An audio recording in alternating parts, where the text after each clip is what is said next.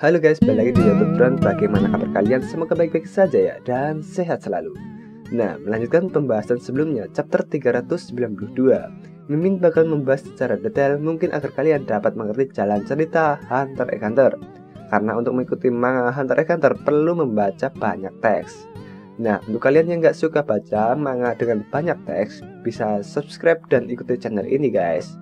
Nah, mungkin update channel ini memang agak lambat dan nggak kayak toko sebelah, tapi Mimin tetap update kok, pokoknya aman. Oke, tak usah lama-lama lagi, dan karena memang membuat skrip Hunter x Hunter butuh waktu yang agak lama, maka dari itu langsung saja ke konten.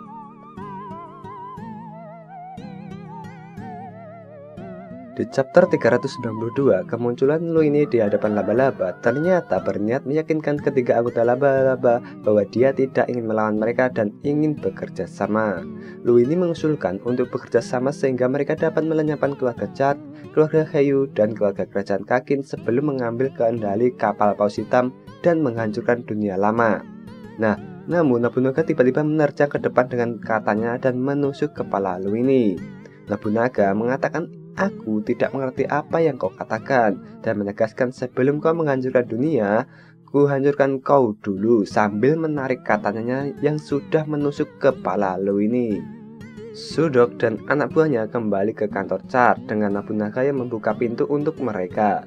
Sudok menanyakan apa yang terjadi pada anggota keluarga Chad lainnya. Nobunaga mengungkapkan bahwa mereka semua terbunuh sambil membawa mereka ke mayat Luini yang dipenggal oleh Nobunaga. Nobunaga menjelaskan bahwa mereka menemukan pembunuh bayaran yang membunuh para penjaga di gudang, sambil mengangkat kepala Luini yang dipenggal dan menambahkan bahwa mereka telah memutuskan untuk menghancurkan keluarga Heli. Wetan berterima kasih kepada anggota keluarga Chad, sedangkan Pinks berencana untuk mencari Yosuka. Pinks juga menambahkan jika ada informasi dari anggota keluarga Heli, katakan saja pada laba-laba, maka laba-laba akan membereskannya. Oke, kita pindah ke tempat lain di sisi kapal. Beberapa anggota Heli melihat bagian bawah mayat Luini di dinding terdekat. Di sisi lain, diperlihatkan nama-nama dari anggota Heli, seorang agen real estate bernama Damon, level 20, dan asisten penyelidik bernama Perigot, level 18, seorang games profesional bernama Gelato, level 19, dan seorang karyawan arcade bernama Bill, level 20. Percakapan mereka cukup panjang dan Mimin ringkas saja inti-intinya saja. Yang pertama, Damon menyadari bahwa mereka harus meninggalkan markas agar tidak terbunuh. Gelato menunjukkan betapa berbahayanya hal itu karena militer dalam keadaan siaga tinggi. Ketiga, Perigot menyarankan agar seorang menciptakan kembali kemampuan Luini. Keempat, Bill mengatakan bahwa dia telah memutuskan kemampuannya. Dan kelima, Gelato menunjukkan bahwa mereka perlu mencari cara untuk menaikkan level mereka sehingga mereka dapat mencapai level 21. Karena setelah level 21, maka kemampuan tipe 9 mereka akan muncul.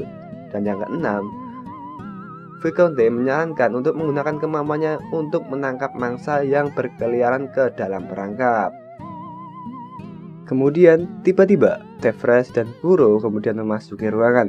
Bertanya-tanya apakah ada tipe Hojutsu karena mereka membutuhkan seorang yang dapat membuat proyektil. Seorang mahasiswa yang bernama Matt Fear, level 18, dengan senang hati mengatakan bahwa dia ingin menjadi tipe Hojutsu dan berencana menggunakan proyektil saat dia mencapai level 21. Kuro bertanya apakah dia bisa menangani borgol yang berubah menjadi merpati. Tefresh menjelaskan bahwa wakil bos keluarga Heyu, yaitu pembunuh padai dengan kemampuannya yaitu Hingrid, dengan mereka perlu menghancurkan merpati Hingrid dari kejauhan. Gelato, Tefresh, dan Kuro kemudian memasuki ruangan terpisah dan menjelaskan situasinya kepada Morena Prudo. Kemudian Morena Prudo menjelaskan dan menekankan bahwa agar mereka bisa menang perlunya menganalisa lawan dan menggunakan kualitas kemampuannya untuk menghadapi musuhnya. Morena Prudo juga menjelaskan bahwa mereka tidak perlu bergantung pada Hojutsu jika mereka dapat membatasi musuh atau kemampuan mereka. Morena bertanya apakah mereka ingin mengetahui tipe Nen mereka, tetapi Gelato menjawab bahwa dia ingin itu menjadi sebuah kejutan, ujar Gelato. Kita pindah lagi ke dek 3 kapal.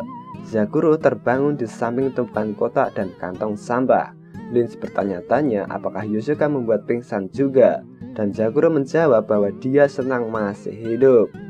Zakuro bertanya kemana Yosuka, dan Lynch menjawab bahwa dia sudah pergi ketika dia bangun, dan menambahkan bahwa itu pasti Yosuka dan menanyakan apa yang terjadi setelah dia pingsan. Zakuro menjelaskan bahwa setelah itu Yosuka mengundangnya ke bioskop dan bertanya apa yang ingin dia tonton. Kemudian Lynch menyarankan untuk melaporkan situasi tersebut ke Ingrid karena mereka jelas kalah. Dan di kompleks bioskop, Ingrid ditemani oleh beberapa anggota keluarga Hayu dan memberitahu Zakuro bahwa dia harus kembali karena mereka tidak ingin Yosuka mengira Zakuro akan balas dendam. Ingrid memberitahu kepada anak buahnya untuk membersihkan ruang bioskop. Dan di sini pertemuan antara wakil bos keluarga Hayu, Ingrid, dan Yosuka dimulai. Ingrid duduk di sebelah Yosuka saat penonton lainnya diam berjalan melewati beberapa anggota keluarga Hayu.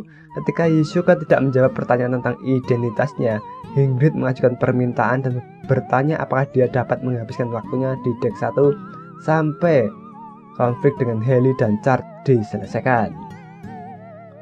Lalu Yosuka bertanya-tanya mengapa harus seperti itu.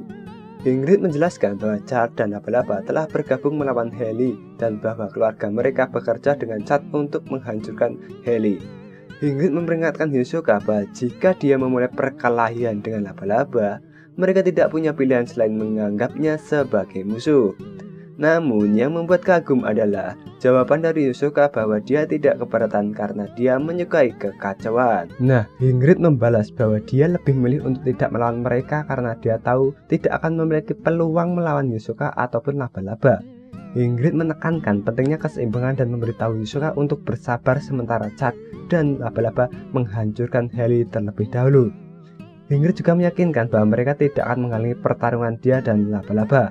Kemudian Yosuka bertanya siapa yang menurutnya akan menang antara dirinya dan Laba-Laba. Namun sebelum menjawab, Ingrid meminta maaf karena Ingrid memilih Laba-Laba. Dan Yosuka juga meminta pendapat anggota favoritnya. Namun Ingrid menyukai semua anggota Laba-Laba.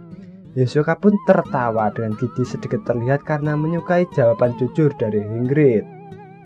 Yosuka mengulurkan tangannya untuk mengambil kartu VIP, tetapi dengan cepat menariknya kembali. Sebelum itu, Yosuka menjelaskan bahwa dia tidak akan menolak pertarungan dengan Laba-Laba jika mereka menyerang terlebih dahulu, dan Ingrid menyetujui kesepakatan tersebut. Dan di dek 3, sebagai prajurit yang dijanjikan uang oleh Ingrid, menunggu Ingrid dan bertanya-tanya apa yang membuat dia begitu lama. Dan muncullah Kenny dan beberapa anggota Chad mendekati prajurit tersebut. Kenny melihat beberapa tetes darah di lantai dan mengomentari konflik baru-baru ini. Prajurit kopral tersebut menjelaskan bahwa Ingrid bentrok dengan seorang warga sipil dan bahwa mereka dapat menyerahkan ke Ingrid kepada polisi keamanan jika warga sipil tersebut mau bekerja sama. Tapi Kenny tertarik dengan hubungan antara penyuapan mereka. Prajurit itu menyuruhnya untuk menghentikan tuduhannya dan pergi saja, kata prajurit tersebut. Tetapi Kenny curiga, bertanya-tanya mengapa seorang kopral berjaga daripada tentara biasa dan bertanya-tanya apa yang dia rencanakan dengan Ingrid. Nah, prajurit kopral tersebut mengungkapkan bahwa Ingrid menginginkan informasi tentang tempat persembunyian Haley dan memberitahu Kenny bahwa dia juga dapat mengajukan penawaran untuk mendapatkan mata-mata atau intel. Nah, Kenny juga setuju dia dan Ingrid saling bekerja sama untuk menghancurkan Haley. Maka dari itu, setuju tidak setuju, Kenny akan menawarkan pemberian 5 juta kepada penemu anggota Haley dan atasannya. Dan prajurit setuju dengan kesepakatan selama Chad menghabisi setiap anggota Haley karena dia tidak ingin khawatir tentang pembalasannya. Kemudian, Kenny memasang senyum menghantui dan meyakinkan bahwa mereka akan menangani semuanya. Kopral itu mengenali senyuman tersebut sedingin es dengan gugup bertanya-tanya apakah semua orang yang dia senyumi akan mati. Namun Kenny menyebutkan senyuman tersebut sebagai rumor dan berkata bahwa semua orang pada akhirnya akan mati. Beberapa saat berlalu, Connelly, seorang letnan Hayu, mendekat dengan membawa kantong kertas berisi uang dan mengatakan bahwa mereka dapat memulai begitu uang mereka dan Ingrid tiba. Kemudian Kopral memimpin anggota mafia ke kamar 3101 di kabin kelas 1. Ingrid bertanya apakah setiap kamar memiliki tata letak yang sama. Dan prajurit itu menjawab, kamar ini adalah kamar yang paling mencurigakan, satu-satunya kamar tanpa dinding dan kamar mandi. Dan seorang laki-laki tua perlahan membuka pintu untuk meyakinkan mereka bahwa dia tidak melakukan kesalahan apapun. Sambil menodongkan senjatanya, prajurit itu menyuruh pria itu mundur perlahan dan duduk di tempat tidur dengan tangan terangkat. Namun saat pral atau prajurit itu memasuki ruangan, Kenny dan Ingrid melihat ke dalam untuk melihat bahwa pria itu telah menghilang. Ingrid tiba-tiba melempar pisau melewati kepala lelaki tua itu dan menyadari bahwa pisau itu tidak menghilang. Ingrid memberitahu laki-laki tua itu untuk diam. Ingrid berkata, pisau berikutnya tidak akan meleset. Dengan laki-laki tua itu dengan cepat menurut dan sekali lagi mengatakan bahwa dia tidak melakukan kesalahan apapun. Dan setelah Ingrid melempar pisau tersebut, dan ternyata episode chapter 392 sampai di sini saja dulu. Dan sampai jumpa di video selanjutnya di chapter 394.